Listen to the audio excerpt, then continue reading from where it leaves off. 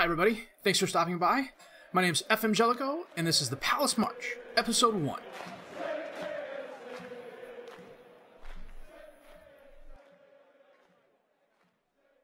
Well, I'm going to try to not keep looking at the camera, because frankly, I just think it looks weird when you're kind of looking at the game, but also looking back at the camera.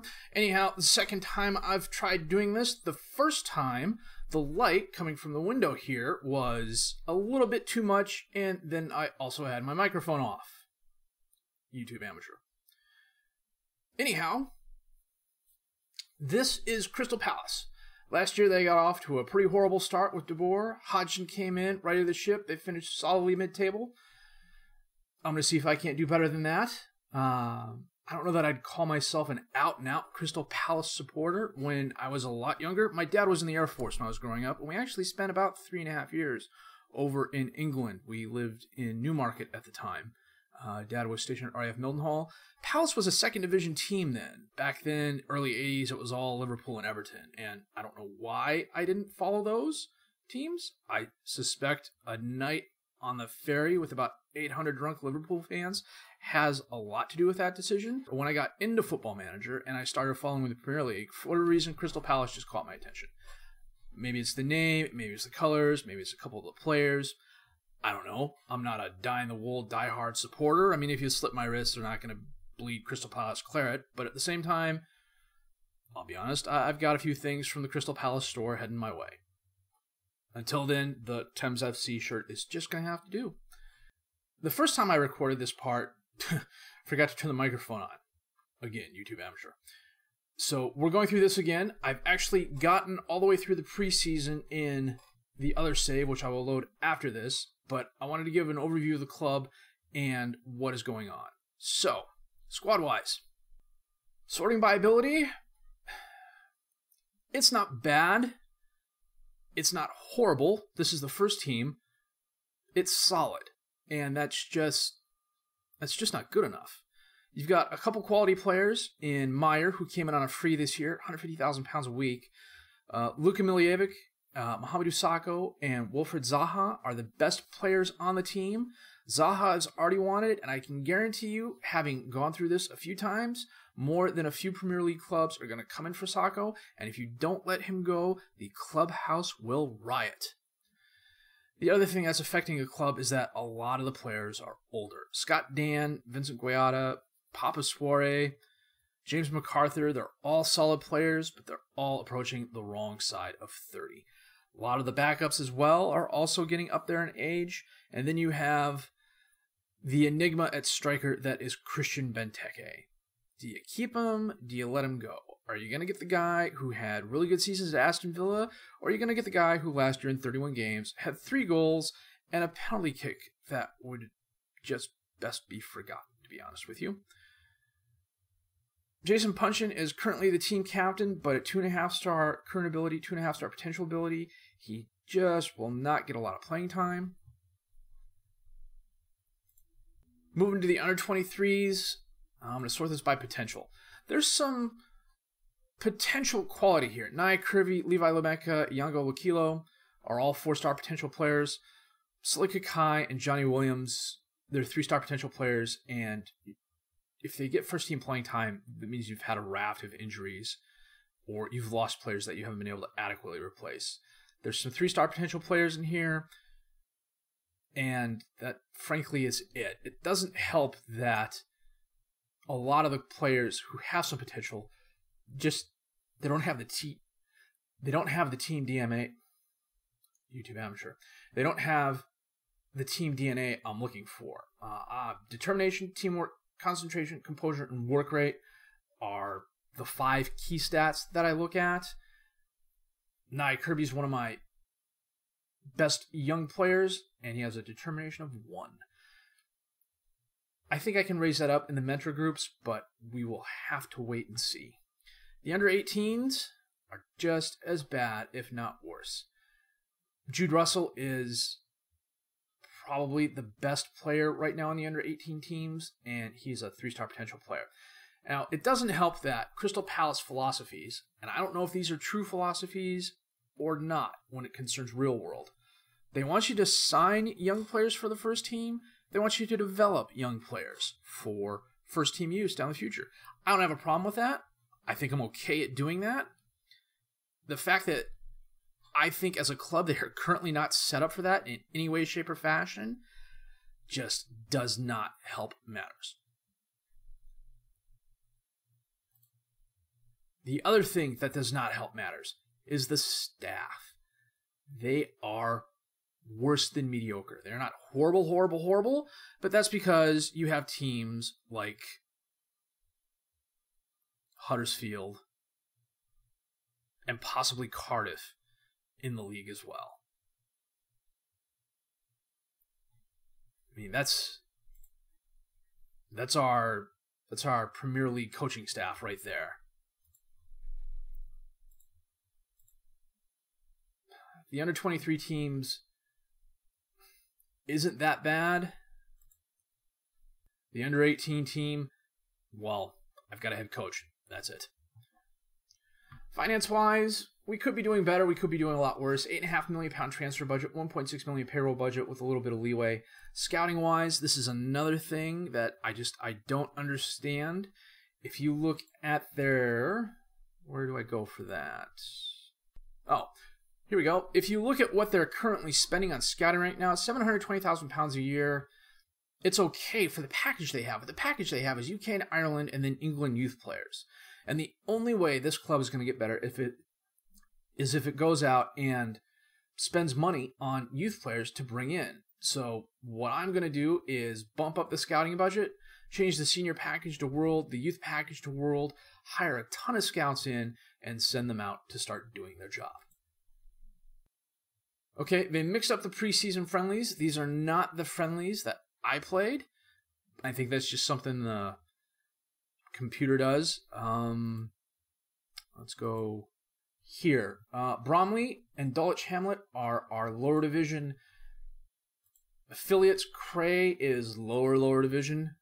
I don't think I will keep them. The one thing I have noticed, and I don't know if this is intentional or if it's a bug, say you have a player who you want to get playing time, but you know he's not going to get playing time on your first team. In FM19 and 18, you used to be able to right-click on the player, go to squad, and there used to be a move to affiliate option.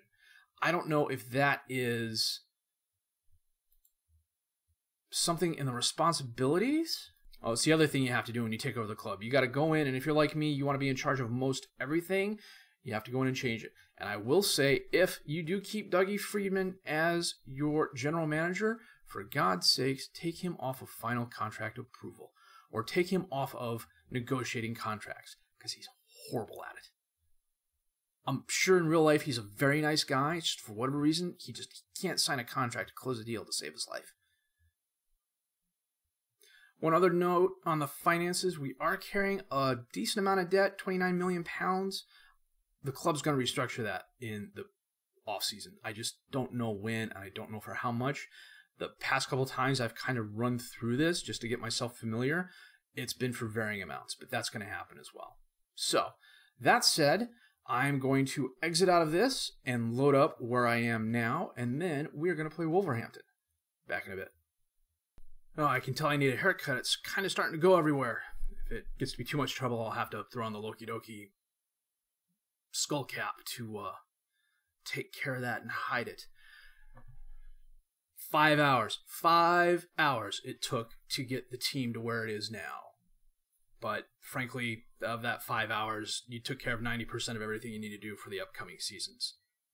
Revamp the coaching staff. Some changes here real quick. Some decent quality coaches there. The one thing I have noticed this year that I actually do kind of like is that when you go out and you make an offer for a coach, he doesn't automatically accept it. Other teams will come in and make offers for him, which means you have to kind of up your game. I had to do that with Christian Speakman, who was at Birmingham. He's probably the best young head of youth development in the game. I made an offer for him, and like 4 other teams came and made an offer for him. I had to up my offer. So I think one of the little tricks I found in terms of the coaches is if you give them a contract and then you give them like a 5% or 10% yearly salary raise, they're really happy with that. They don't get a lot of competition. So it's the senior coaching staff. The recruitment team got a lot better. It's nowhere near where it needs to be, but then my options were kind of limited. You don't see a lot of scouts out there at 19 and 20 at the moment, I think. That or I just didn't look really hard, which is entirely a possibility. Under 23s. Huge improvement here.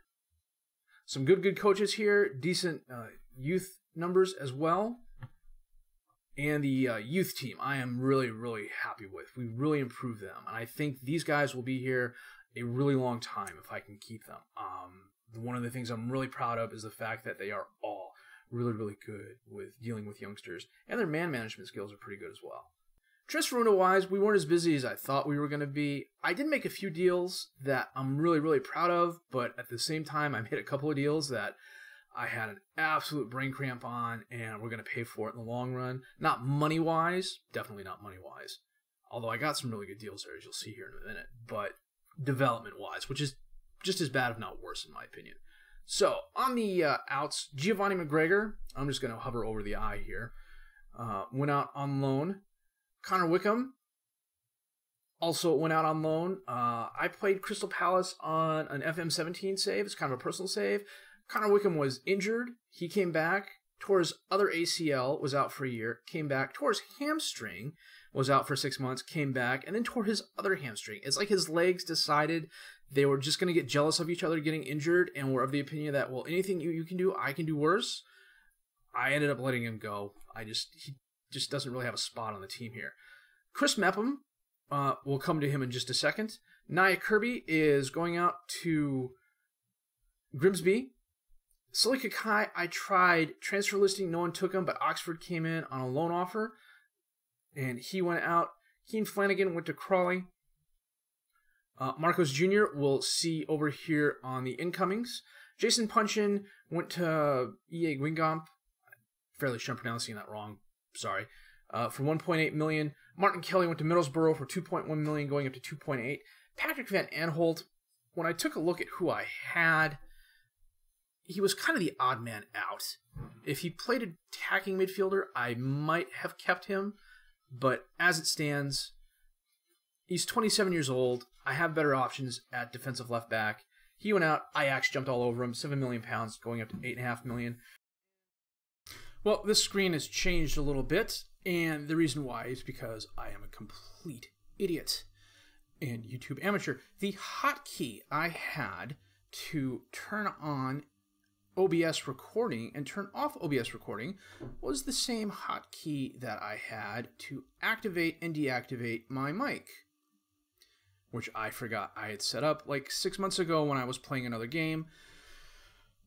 As a result, the entirety of the Wolverhampton game went without audio. And frankly, it's probably better in the long run. You'll see why here in just a minute. But first, a couple more transfer moves that happened. Marcos ended up going to Lokomotiv Moscow on loan. I don't know that I addressed it last time, but Mamadou Sakho did indeed go out to Chelsea. £23.5 million, going up to £33 million. A lot of that is international and appearance-based. I don't know why they feel they need another current four-star potential, 28-year-old defensive center back, but they wanted him, and previous experience has shown that if I don't let him go, the locker room absolutely nosedives. And frankly, I have some not necessarily capable replacements for him, but I have a lot of depth on the defensive center back line. So I'm not all that worried about letting him go. What I am worried about, however, is the fact that we essentially threw our first game away. And frankly, we were robbed too. Wolves got promoted from the championship last year. Good team. They've got a lot of potential. I really thought we had a leg up when Connor Cody got sent off on a straight red in the 18th minute. Andros Townsend had a 27th minute goal. And then in the 90th minute, Helder Costa took a through pass, split Dan and Tompkins. Hennessy came out to challenge him. Kind of thought better of it, then essentially had a brain cramp. Couldn't decide what he wanted to do. Costa said, don't worry about it, and put the ball upper left corner. we were also robbed of this game. There's just no other way to put it. Benteke had a shot where literally 95% of the ball was across the goal line. Meyer had a shot where literally 95% of the goal was across the goal line. I know it was at least 95% of the ball because the goal line technology came into play. Literally 95% of the ball was across the goal line, and they didn't call it a goal. I'm not going to say we bottled it because we had our opportunities, but we definitely threw it away. But anyhow, you guys didn't want to watch us throw a game away against Wolverhampton. You wanted us to get thrashed by Liverpool, and so we have that coming up here in just a minute. Perhaps my favorite comment of the season already, and we're only a game in. Evelyn Beshoff. Well, that was grim. You're right, Evelyn, it was. Well, I clicked once too many times, so this is not exactly the screen I wanted to be at. Again, YouTube amateur. A couple interesting notes. Mo Salah is out with a virus, and for some reason, Oxlade-Chamberlain has not been registered by Liverpool. Anyhow, this is our starting 11. Hennessy in goal, Riedewald, Dant, Tompkins, and Ward as the defensive back four, Kouyaté as the defensive midfielder, Milivojevic as the midfielder, Zaha, Meyer, and Townsend as the attacking midfielders, and Benteke up top as the striker. Well, I dropped back to cautious, essentially the counterattack. The defensive left and defensive right backs are both on automatic. Hopefully we can, if not lull Liverpool, Mane to Lallana, and he scores. Well, I was going to say if we can lull Liverpool into not gegenpressing so much, we might have an opportunity, but not with Lallana making shots like that. They don't miss Mo Salah at all, do they? Oh, nice goal. I do like on the replays, they slow the action down before the ball gets to the net. I think that's kind of cool. Changing a couple things up tactics-wise, going to be more disciplined, going to a little bit shorter passing. Shaqiri, Fabinho was a nice corner kick. I absolutely love the swerve on the ball. That is a very nice addition. And we're 18 minutes of the game. Liverpool has had 8 shots, 5 on target. Now something tells me that ball was going to go in. Whether or not Fabinho... Oh, nuts. Oh, Shaqiri off the post. Benteke takes his own time getting there. Instead, Virgil has it. Now to Keita. Out to Lallana on the left. Dispossessed by Kouyaté. Fouled by Kouyaté. Ward with a throw-in to Meyer. Back to Ward. And he kicked it right to Shaqiri, who sends it up to Firmino. Drives left. Dan knocks it away. Kouyaté sends it up to Keita, though. Shaqiri there. Back to Keita. Knocked away by Dan. Townsend has the ball. Oh, gets by one player. Meyer has it. Holds it up. Sends it up to Benteke. Back out to Ward, who drives forward. Townsend back to Ward. Crosses it in. Oh, knocked away. And Meyer's fouled in the box. Is that a penalty? That is a penalty. Who's taking this? Please not Benteke. Milivojevic. Okay. And nice shot past Alisson. We equal. Well, no, we don't equalize because they got 2. 2-1, Liverpool. Well, Alisson guessed right, but Milivojevic kicked the ball a little bit harder. You know, we are going to go to attacking the last few minutes and see if that helps us here. Klein.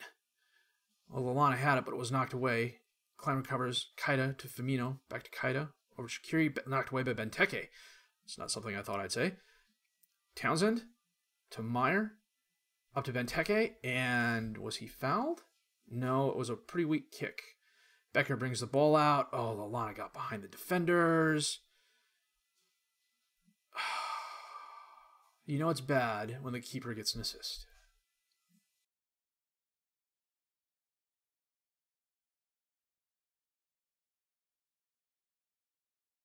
Lallana just never stopped running. And that was one of those cinematic dives that you see in action movies. The only thing missing was the springboard to launch Hennessy into the air. Milivojevic, corner kick in. Benteke. Oh, nice stop by Alisson.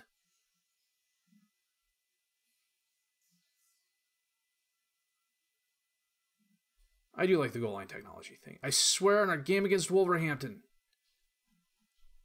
like, if this here is the ball, there was only maybe that much left. It was stupid. Robertson for Liverpool.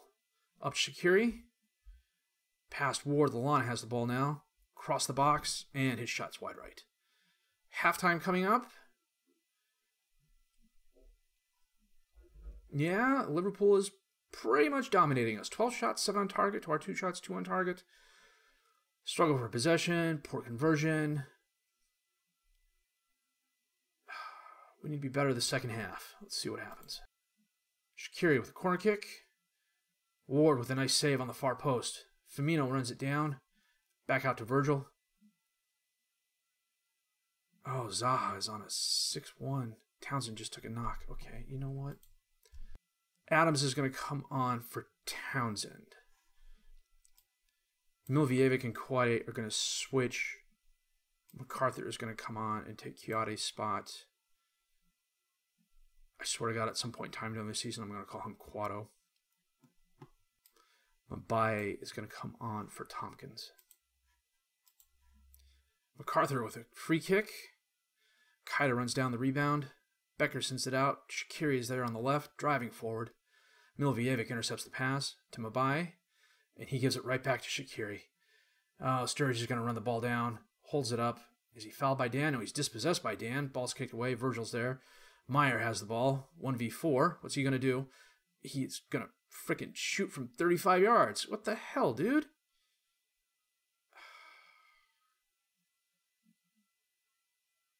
And that is the game. Well, we put one across the line, but it wasn't enough. Lallana with a brace of goals. Firmino with a goal. First half, it was all Liverpool, and that is entirely all they needed. Well, we're playing Morecambe in the Carabao, and they are a League 2 team. I'm not going to worry about playing them. And frankly, if we lose to Morecambe, we've got bigger issues. We are going to come back for Man City. Going forward, the plan, and remember Custer had a plan too, is 2 uploads a day. 1 in the morning, 1 in the afternoon. And it's going to be a recap of the previous events leading up to the game, and then 1 live comm. For whatever reason, and I'm not quite sure why, when I remember what hotkeys I have set up and don't turn my mic off, I find it easier to edit 1 live comm and get it out as opposed to trying to edit 2 live comms into an episode. For whatever reason, and I can't explain why, it's easier and faster for me to edit 2 12 to 15 minute long episodes as opposed to 1 20 to 25 minute long episode. Plus, this time around, I'm also dealing with a video. That's going to be a little bit more interesting. Episodes might be a little bit longer because I won't be doing as much editing. We will have to wait and see. The plan going forward is 2 episodes a day except on Wednesdays, and that is because of work requirements. If that changes, it might be down to 1 episode a day. Between my job and my other job, I've got a nice schedule going on, but I do have family commitments and things like that. But in the short term, going forward after this, probably 2 videos a day. If not, I will definitely have at least 1 video a day up, unless for whatever reason I can't. And if for whatever reason I don't, I will make that announcement on Twitter. You can follow me at FMJellico, or I would highly recommend going to Tea and Buskets and following me there. That is a great community. A lot of things going on there. A lot of FM content to catch up on. Blogs, videos, Twitch stream recaps. It's a great website. That said, well, we're not off to the best start. Let's go to the league table here. 13th place, -2 goal differential. Okay. Schedule-wise, let's go to the calendar here. Newcastle coming up. Should be okay. Leicester, oh, they're first place at the moment. They're having a decent start to the season. International break, and then Man City. So after the international break, Man City, we're currently in 10th, but I wouldn't expect that to last. Should be a good game, though. If you liked what you've seen and heard, please leave a like, subscribe to the channel for more content. Questions, criticisms, comments, leave them down below, or answer them as fast as I can. Thanks for sitting through this. 5th time was a charm, apparently, once I figured out what was going on with the hotkeys. I appreciate it. My name's FM Jellicoe. I thank you for watching.